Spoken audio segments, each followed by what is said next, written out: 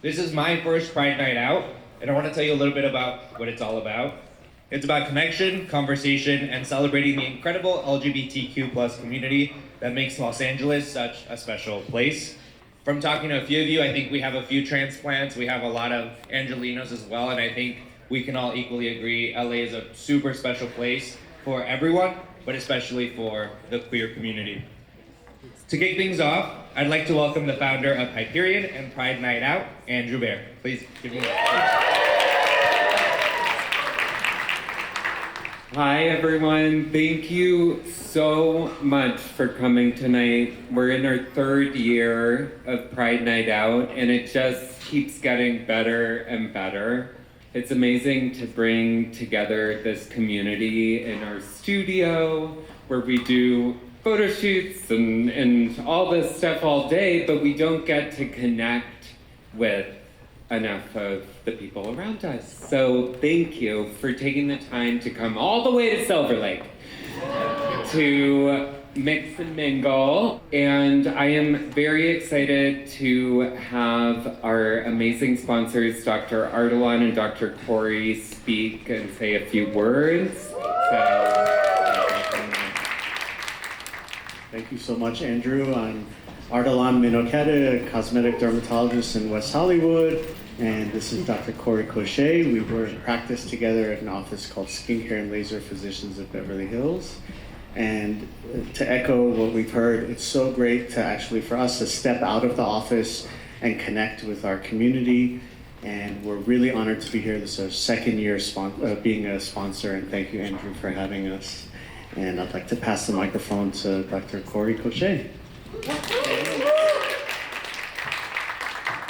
It's like funny to be at something like this because Ardalan and I just identify as doctors, and it doesn't always feel like we're in media or entertainment or something fun and chic. But we're super excited. We have our aesthetics lounge up front where you are welcome to lounge or pick our brain about anything that's on your mind in the aesthetic space or anything. We'll advise on whatever. We're also giving away a few fun things up there. So if you come up, we are giving away some free treatments at our office, some lasers, some Botox, some fun things like that. Or we're just happy to chat with you. So come say hello. Thank you. Thank you. Thank you, Dr. Ardalan and Dr. Corey. Next, I'd like to welcome Catherine from My Friend's Place.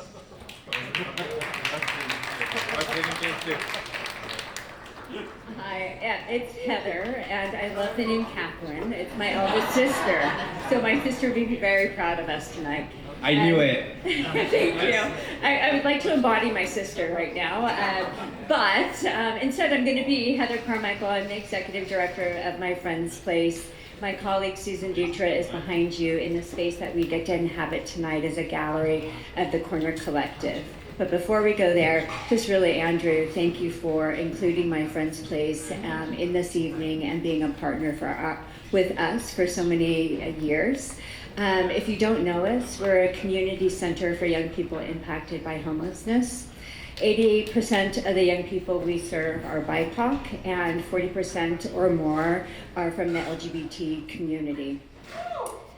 50% of our staff are queer, and it's really important. I feel just delighted to be in queer community as someone that has grown up without this kind of support, and that we are cultivating this for our young people.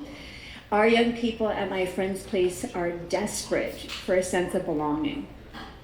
They are desperate to be seen, and it is really through our community partnerships that afford young people to see that not only the staff at My Friend's Place, but beautiful people like you are right along our side. I would be so delighted to be able to have the young people at my side to see this extraordinary group of people that are supporting the efforts and creativity of the queer community and beyond. So thank you for including My Friend's Place. We're honored to be here.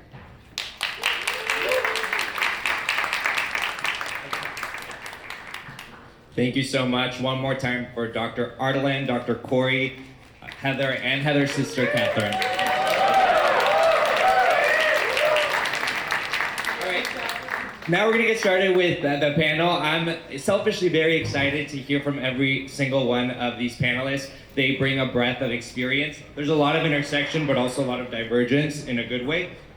So first, I would like to I bought this iPad 2 years ago and I've never used it. This is my first time using it. Raise your hand if you have a tablet at home. Yeah, I get it.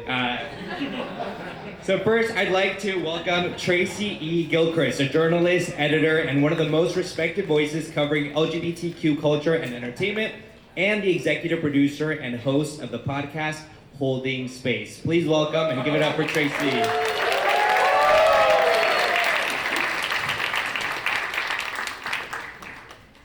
All right, I think you might recognize his voice, his comedy. Up next, we have Daniel Franzese, an actor, advocate, comedian, and a beloved star of Mean Girls. Give it up for Daniel.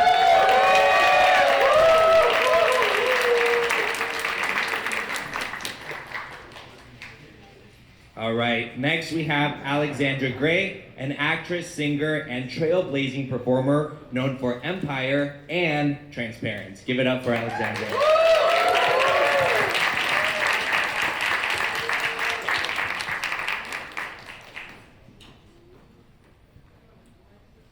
And finally, we have Max Emerson, filmmaker, creator, activist, and director of an upcoming documentary, Invisible Lifelines, following LGBTQ plus humanitarians around the world.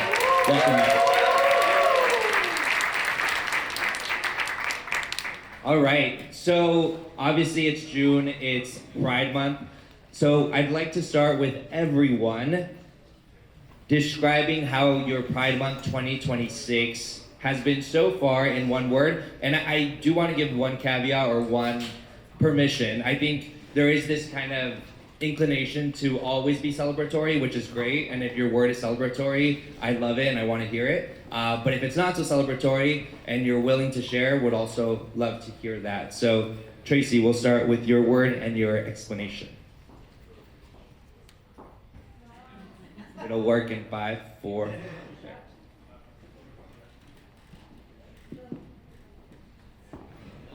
Hi. There we go. Thanks, Corey. Hey, everybody. A mess. How's it going?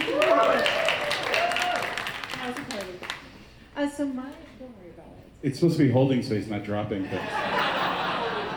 Well, I contain multitudes.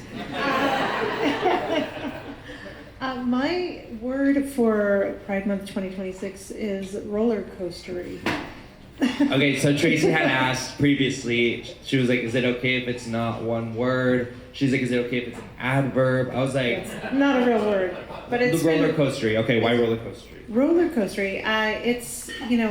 It's a really strange Pride Month, obviously. We are at this crossroads of... we had gained all this acceptance, and, I don't mean to start off kind of in a depressing way, but, I go on to say threads, and I see all these people questioning the need for Pride Month, and people are fighting back as we do, but it just feels heavier in a lot of ways than it has in some of the past years. So I want to acknowledge that, but then at the same time, I'm sitting here with all of you.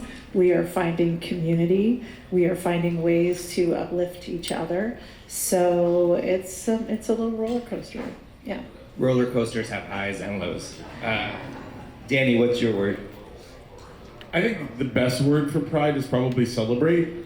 I saw this thing one time on TV, and it was on Queer as Folk. And I was like, is this from the Bible? Is this Shakespeare? Like, what the hell? And I looked up the quote, and it was literally from Queer as Folk, right? And it was the mom, Sharon Gless. She said, mourn the losses for there are many, but celebrate the victories for there are few.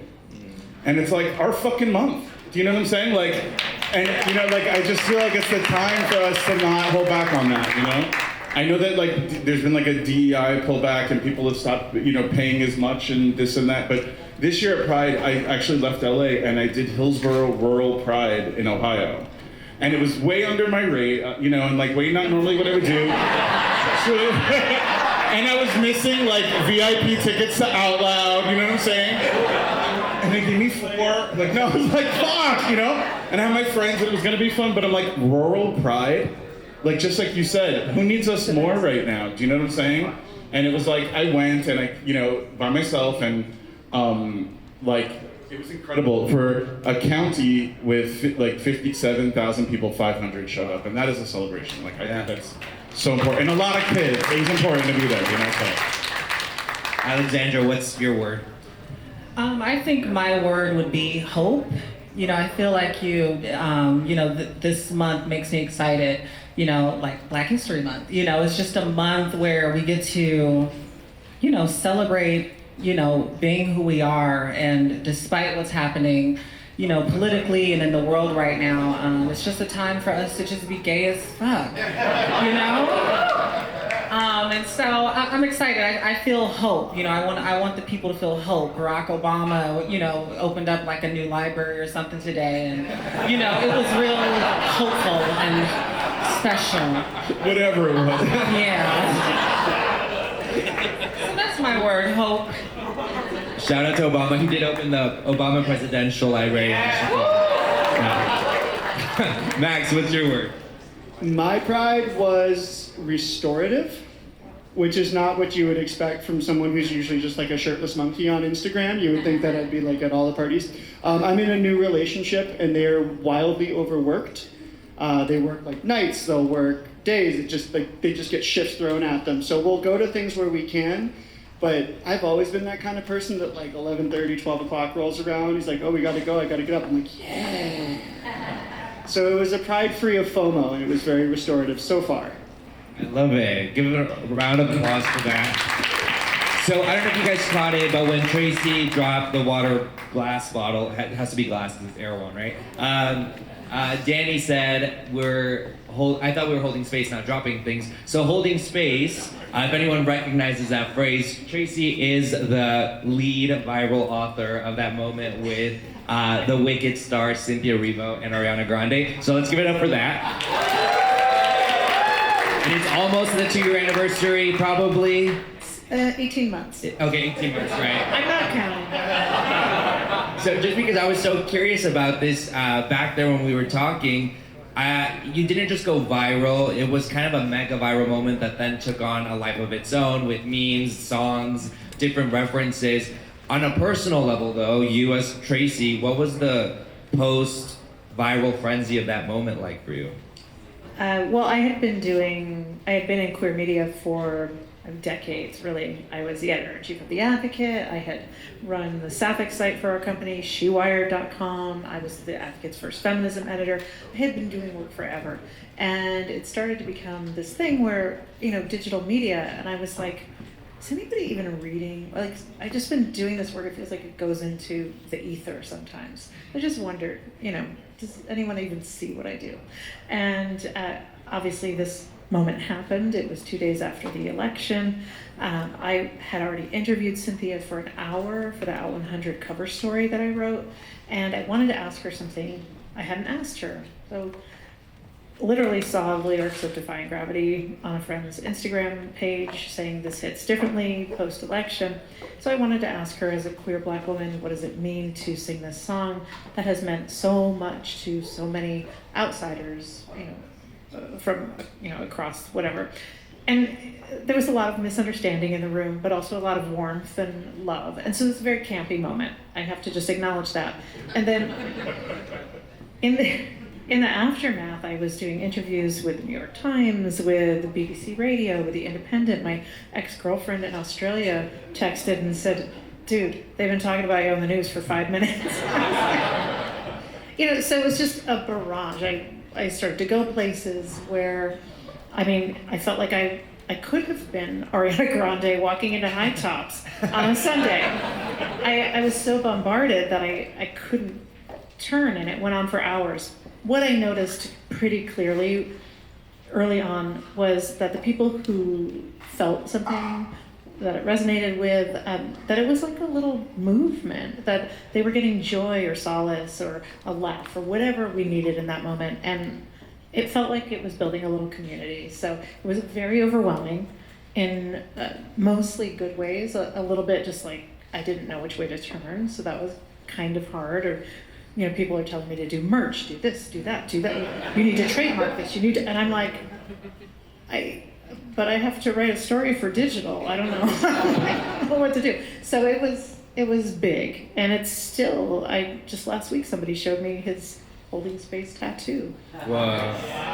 It means a lot to me. What does a tattoo like that look like? This one was the fingers of the holding space.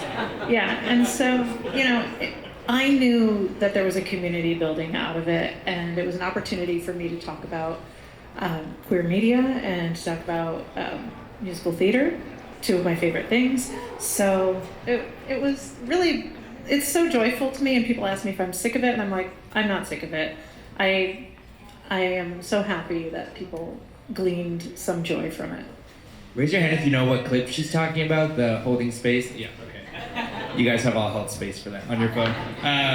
Danny, you joked about this with the Hillsborough Pride, but tell us about kind of this post-DEI moment we're in, where I think we've all seen the headlines, depending on what corporate or not corporate space you work in, where there has been a pullback on DEI spending and spending in our communities. How have you lived that moment?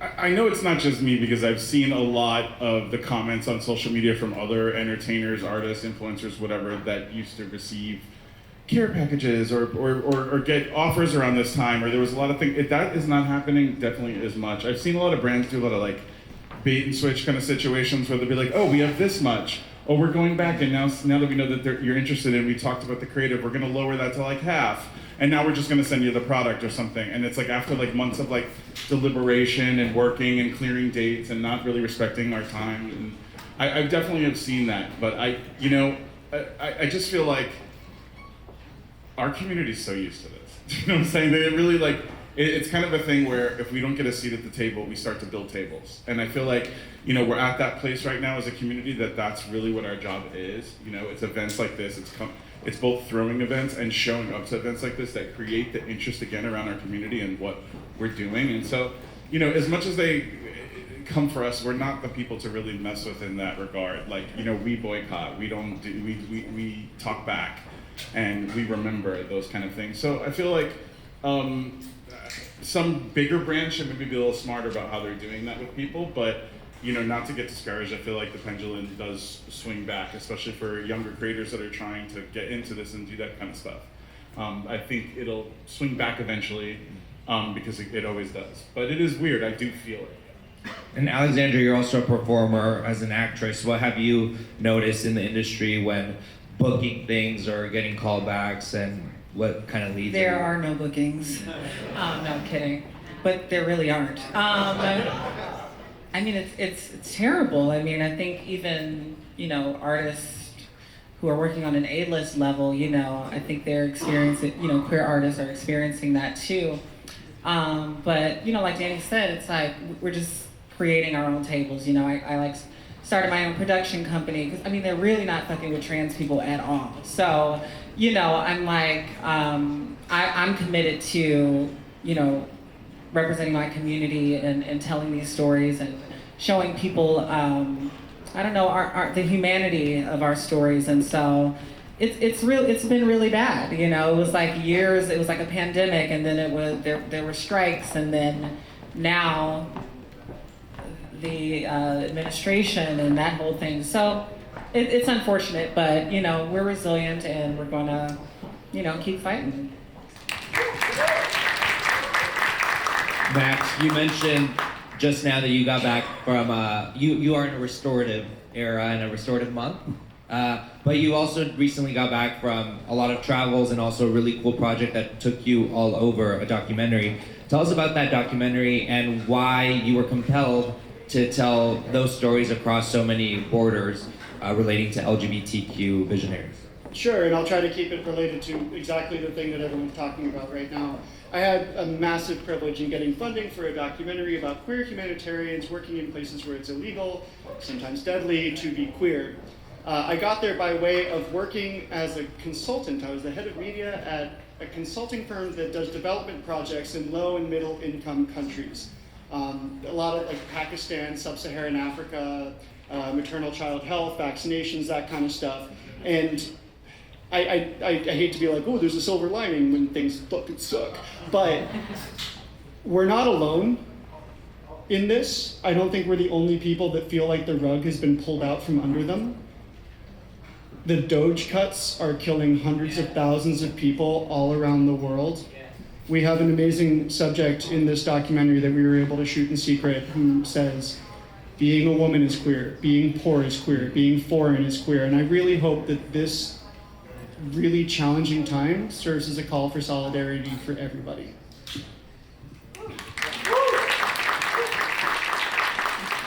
We will be watching a little clip in a bit of that powerful documentary. Tracy, you've also kind of come off a roller coaster-y year in October after 18 years with the brands and most recently as editor-in-chief of The Advocate. No, it was, that was a few years ago. I was a VP of editorial. VP of editorial. You had to part ways with the company. Talk about that moment as a seasoned and expert journalist. What was it like to kind of lose that part of, I think we can call it our identity. You know, our jobs are a huge part of our identity. Yeah, I mean, so I was with the companies that owned Advocate and Out, Pride.com, Out Traveler for a long time. We had 3 different owners over the course of my time there. And as I mentioned, I was a feminism editor at The Advocate, the editor-in-chief, I was a VP of editorial. And, there were cuts that happened, quite a few, frankly, and I was one of them. And I have to say, for years, obviously, like Advocate and Out became a part of my personality. When I was younger, I would go to the gay bookstore in Hartford, Connecticut. I'm from Connecticut. And I would pick up The Advocate, and even though I was in a gay bookstore, I would tuck it under my arm so people wouldn't see and know that I was gay. I mean, but there I was in the gay bookstore. But still, but it, that changed eventually. But, it was always a part of my identity. So, such a huge honor to work for those brands. And I realized at a point that I can still do what I do. It's a much different scale. So in the aftermath of that, pretty quickly launched a podcast, Holding Space with Tracy, where I do deep dive interviews with artists, kind of like the viral moment, but we get at the intersection of art and advocacy, mostly with queer people. And so that's been really lovely. And I have a Substack, but it's pivoting. It's trying to find moderating jobs, or I have a speakers bureau, haven't gotten booked. I'm now hosting trivia nights, just trying all the things. And it's been a little brutal. It's been really hard. But I will say, on the upside, I have beautiful friends and some of my family who have uplifted me, and I'm not the only person going through this. I also recognize my enormous privilege in having had the roles that I had, and having heat off this viral moment where it does help me get my foot in the door occasionally. So I am really grateful for that. But it's hard because I've been doing a lot of fun, wonderful things, but there is another side to it where that is a very kind of private shift for me. But I'm coming out of it. That's what all the horoscopes are telling me. So it's all going to be good. Danny, you've explored very thoroughly your relationship with faith and kind of that push and pull. I was going to attempt to say the name of your podcast that you had, but can you say it just really quickly because you say it well? Yeah, we did 5 seasons of Yas Jesus. Okay. Yas. It was basically like an exploration of just the intersectionality between spirituality and sexuality. So just like discussing that. I feel queer people, are you guys familiar at all with IKEA hacking?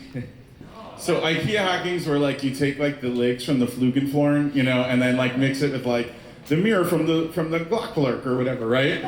And like you make your own thing that you want to make, like a vanity that they don't offer, right? So you hack it like a Lego, right? So I feel like that's what queer people have done with their religious experience. Like we've had to like IKEA hack our religious experience and be like, I take this from my yoga instructor, and this from my old pastor, and this from my mom, you know, or whatever, and create our own kind of spirituality. But then I'm kind of like, man, you know, especially growing up Christian, and like I'm looking at like the religious leaders of that organization who are saying, this is the way, the truth, and the life. This is what we have to have, but queer people can't have it. And I'm like, wait a minute. Like, if you should be praying for us instead of gatekeeping this, if that's the situation. So I'm like, let me see the instructions to the Flukenflorgen for like a minute. Like, you know, maybe there's something applicable here that might work to my community. And so we just tried to put like a queer lens on everything. You know, we talked about kink and spirituality. We talked about church hurt. We talked about all that stuff. So it was, I did it for 5 years. We had a really great time. We were glad award nominated. It was, we had guests like Marianne Williamson and Silky Nutmeg Ganache and like really fun people talking about their spiritual journeys. But I think ultimately, like the way people call it Bible study, I've always thought it was just like Bible wonder. Like who knows, what are we studying? Like, you know, like, who knows the thing? Because if they knew the thing, it would be the one thing, and it's not the one thing. It's all just like our conduit, trying to get to a source and trying to figure out where we all came from. And I just don't think that gay people, just in spite of church hurt, should like hold themselves back from exploration. Say it again. IKEA help you. Okay.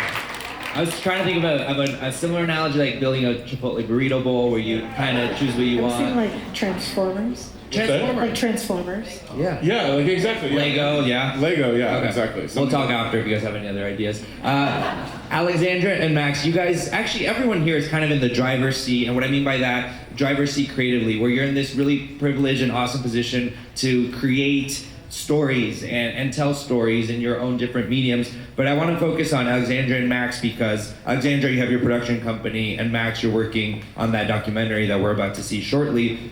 Talk to me about the pressure or the responsibility that exists with what types of stories to tell. Whether you feel that, you know, push and pull to tell stories a certain way or tell a certain kind of story. Alexandra, we'll start with you. Yeah, I think that it's interesting, like in this climate, I feel like Hollywood, I feel like they don't want, you know, and I'll just speak specifically to trans, just because I am trans, you know, and an artist. So I feel like they don't really want trans stories anymore. You know, there was like a tipping point that happened with like Laverne Cox, and you know, and even during that time, that's when I got started. And there was an abundance of roles, and then it's just like now. They really fucking with us. And so in terms of like with my production company, I mean, first of all, you just need money, right? So if there's anybody in here with money, come and talk to me, please. I will hold space for that as well. Thank you. Really. Clock, anyone who's not making eye contact with you right now, that's who you need to talk to. Hi, okay. Yeah, okay. Mm-hmm, very good. So, I mean, I'll just say this is like, I'm really excited about the projects. We did a feature last year, and we're gearing up to shoot another film. I'll just give you all the exclusive right now. Yes. So I'm doing a sci-fi short about the first trans astronaut going on a one-way mission to Mars. The Matrix co-creator Lily Wachowski is executive producing the film, and Zachary Drucker. It's going to be amazing. So, you know, those are the kinds of stories that I'm committed to telling, despite what I've experienced in my own career as an actress. I've never gotten to play an astronaut. You know, I've played the murderer, the junkie, the whore, the prostitute. And listen, you know, I had a great time. But, you know, there's so much more that we can do. And I feel like that's how we begin to change things, is by doing it ourselves and showing them that we can do it all. So. Max, so Alexandra talked a little bit about the scripted space. What has your experience been in the documentary side? This is my first time ever making a documentary, but it's the same struggle I think that anyone has, is what can I even get made right now? Because I don't know about y'all, but I'm a slut. I'm just gonna make whatever I can get the funding for. Like, I'm just gonna go, like, please just give me something to do. I've done scripted before all of this, so the biggest challenge with going into unscripted was just not being in control of every single element. It's the exact opposite of narrative, where you have to know exactly what's going on. You got to get 6 pages. You know your shot list. With a doc, you have to let your subjects tell the story and you have to capture it in the best way possible. And that's been such a wonderful lesson in holding space. Good call. Which I mean, she calls it holding space. I call it shutting the fuck up and letting people tell me their stories. I love it. As a journalist, I relate. I want to close with one question for everyone. I think self-care can come in many different forms. It can come in the more, like, I think what we're all envisioning, like a spa day. Or it can come in other forms. So I'd love for everyone to share kind of what their go-to or maybe less known self-care hack that you do when you're kind of feeling burnt out, you're kind of overwhelmed. What or who do you turn to? And whoever wants to kick us off. I will start over here this time. I go outside. I get off my screen. I try to have the sun in the sky if possible, the wind blowing. Just get off the internet. Well, I like to play The Sims. I mean, I know that I'm older now, but I mean, it's creative, right? I really do. I like to play The Sims for hours, and but just right, like you can build mods and everything. It's really cool now. But aside from that, I like little day trips. I like to get outside of LA and drive to, I don't know, Manhattan Beach or, you know, Santa Barbara or something, just for the day, and like, you know, go watch a movie or go out to eat, and just spend the day in like another part of town. That's kind of what I enjoy. I love that. Yeah. I think being here in this space with all of you and sitting next to you, I'd be really remiss if I didn't say pull my finger. Yeah. Okay, see it like that. I think laughter is I mean, I'm a comedian. I'm at the Comedy Store, the Improv, or whatever, you know, and I try to put some sort of like community effort to that. I do this show called Celebration of the Gays, where we donate 25% to Elizabeth Taylor AIDS Foundation, or, you know, try to find a way to roll that back in. I'm opening a space called the GAL, which stands for Gallery Arts and Crafts and Lounges in MacArthur Park, which needs it the most, you know. And I hope you guys will all come to that. And like, you know, just trying to find ways to just make people laugh, be silly, like let it go a little bit, you know. Life's not that serious, it can be. I heard this really good thing, I'll throw in real quick, where I heard that you have to feel 3 ways about your life, your career, your love life, whatever, and it's shitty, mid, and fantastic. And they're gonna always cycle. So if you're in the shitty, just know mid and fantastic are next. It's when you're, you know, and because you can't feel fantastic without shitty. Right. You wouldn't feel that feeling. So just know that you're like a fully realized human when you're in that zone. And I think that when you're in mid, you can kind of apply like the scientific method to things. State your problem, gather, organize your data, you know, and maybe like the serenity prayer of like change the things you can, you know, the wisdom to know the difference, and kind of put those to mid to push it to more fantastic. We have some of it in our control, but eventually you're going to end up in shitty. Like, It's just kind of a cycle. It's a cycle, and one doesn't exist without the other. So hang through this time if you're not feeling great, and great's coming. So. I have to ask, are we shitty, mid, fantastic? I am straight up mid right now, you guys. So whoever Alexandra was talking about that has money in this audience, come talk to me. No, I mean, truly, like, there's, you know, it's the stuff that, like, there's that Baz Luhrmann sunscreen song from the 90s. If you guys don't know it, the sunscreen song by Baz Luhrmann has a lot of wisdom in it. But at one point, it's like, it's you can plan for whatever you want, but it's that shit that blindsides you at 2 p.m. on a Tuesday. Yeah.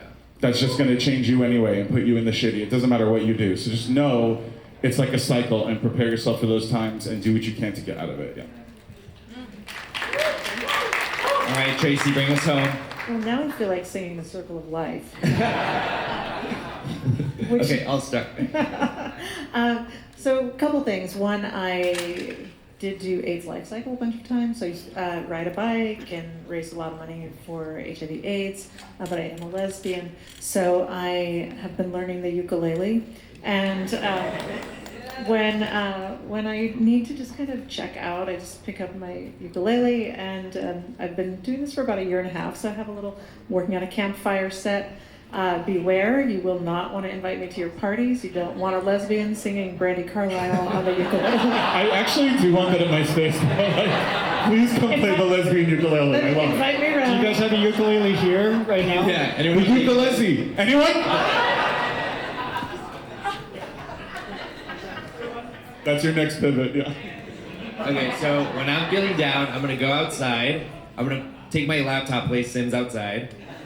Oh, I'm violating your no laptop. Whatever. Laptop outside, do a comedy show with a ukulele. All right, give it up, everyone, for our wonderful guest speakers, Tracy, Daniel, Alexandra, and Max. Thank you all for sharing your stories and perspectives.